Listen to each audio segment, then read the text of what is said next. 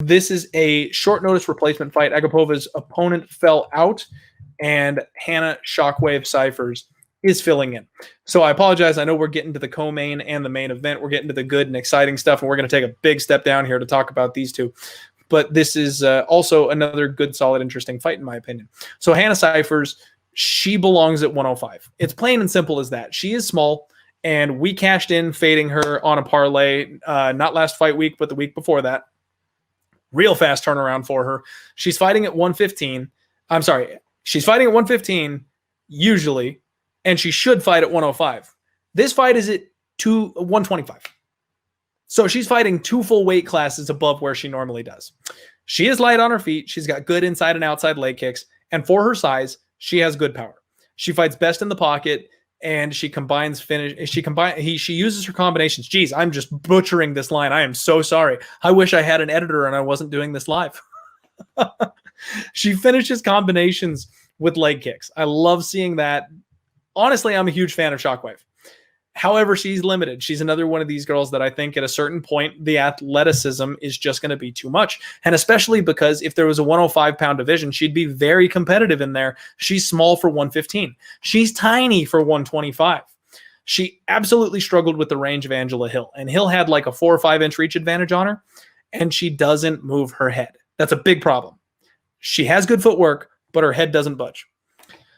Mariya, on the other hand, this is going to be her UFC debut. She trains out of ATT. This girl is fantastic. She's a fast starter. She's going to have a 6.5 inch reach advantage here. She keeps her hands low, but she has good movement, good head movement, so it's not a problem like some of these other people who drop their hands. It's not a mistake. I think she is welcoming her opponent's shots. She has a big body kick. Big, good, accurate shot to the liver, and I've seen her use it a lot in her other fights. In Invicta, she was wrecking girls. She's extremely aggressive. She flurries with her hands down, so she is hittable. She can get caught, but she's got a good, solid chin. She's like 23 years old. I've never seen her rocked. She's taken some big shots, but it doesn't seem to slow her down one bit. She's got big ground and pound. If she ends up on top of you, it's over. And she's been training with my girl, Jillian Robertson. Y'all know, maybe to a fault, I love Jillian Robertson. I think that that's a good answer for some of the ground game threats that other people will offer. Obviously not Hanna Cifers, but good training partner to have.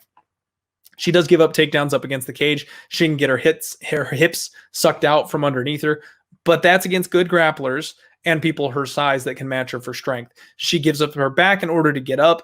That's an issue, but I don't think she has an opponent that's going to make her pay for it. She's got a good rear naked choke, but she only ends up on the ground in scrambles. She doesn't go for takedowns herself. She is a striker. She wants to keep this thing standing. So BetOnline is the only book that I see with a line on this fight, and I completely agree with it. They've got Mariya as a -255 favorite. Hanna Cifers is +215. If anything, I think there's still value on Agapova. I know that she's unproven. I know that she's not tested or anything like that at this point, but Hanna Cifers is 2 weight classes below her.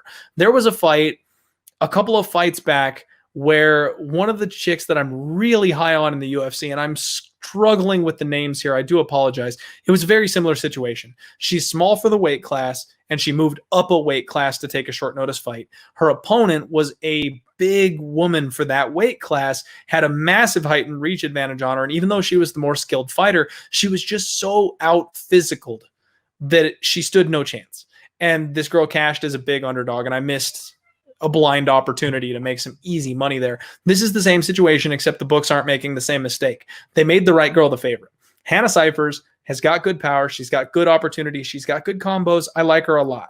She's got some upside. However, I don't see how she wins this fight. I mean, if she hurts Agapova, she's going to have to hurt her badly and get her on the mat and be able to hold her down and TKO her or something like that. But after getting her leg snapped off in her last fight, I don't think she wants anything to do with the ground. She's going to be at that size disadvantage, and she's just a striker. All she wants to do is strike and trade, and she has been outlanded by her UFC opponents over the course of her career. And Mariya's very, very aggressive. This is another one that I'm going to take a sneaky look at later on, especially join me for my MMA Total Madness show later in the week. We're going to look at an under, folks. With the way women's fights goes, usually they're going to give you a 2.5. Usually it's going to be chalk to the over. They expect it to go all 15 minutes. And I think Mariya Agopova is going to destroy Hanna Cifers. However, betting on an under gives us the opportunity for Hanna to pull the upset. That gives us the opening for Hanna to land that big power shot, because Agapova keeps her hands low, and make her pay for that and welcome her to the new level of competition. So that may be the direction I'm going. I'm kind of torn between parlaying Agapova and taking an under. I'm going to wait until that under comes out. I'm going to see where this line goes. And I'm going to make my mind up on some of the other smaller favorites that I like on the card, because I might end up just parlaying Agapova as a backup. We will see. So let's get this damn thing back on track, shall we?